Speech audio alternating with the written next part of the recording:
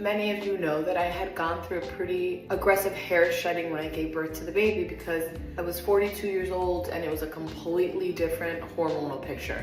I've heard so many patients over the years say things like, I'd rather be fat than bald, or I'd rather have low energy than this aggressive hair shedding. And I, for the first time, really understood for a woman, there are few things more stressful about the way you look than feeling like you're losing a lot of hair. It's also one of those things that I find get poo-pooed by health practitioners the most. I've had, even my own husband had said to me, well, you know, you've got to be losing more than 50 strands a day or whatever. And I literally collected all my hair into a baggie and counted it, and it was like well over 250 strands. It was so stressful. I just want to take some time to tell you what it is that I did to repair my own hair. I lost at least a third of what I had. But for the most part, it's been well over a year that I'm not having aggressive shedding. You know, there's still some thinning around the crown, but I can see how all of this is filling right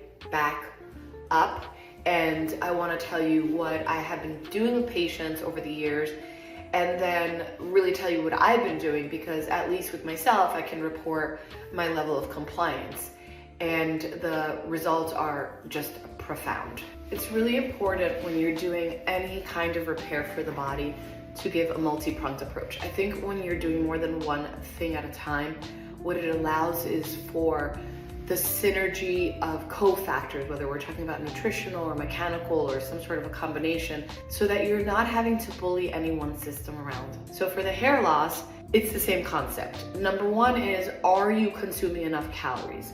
Number two is, are you consuming enough protein? And then number three is, what are your stress management techniques? Because no matter what, stress is going to be involved in hair loss.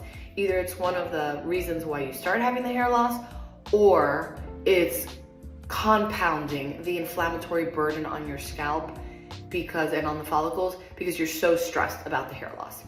Okay, so then for treating it, I did a series of things. I did topicals, and that's both like pharmaceutical doses as well as this amazing Agent Nature topical. And then I've done oral hair support. I've done my cap so that I'm getting some RF in there as well. Exozone injections, and then plenty of collagen. I really think when you're looking at the collagen, the quality makes a big difference. My hair isn't just growing back. My hair is growing back with pretty much my own texture, which I think is really important. A lot of times hair grows back and people complain that it's like wiry and brittle and dry and gross, and I'm just super happy.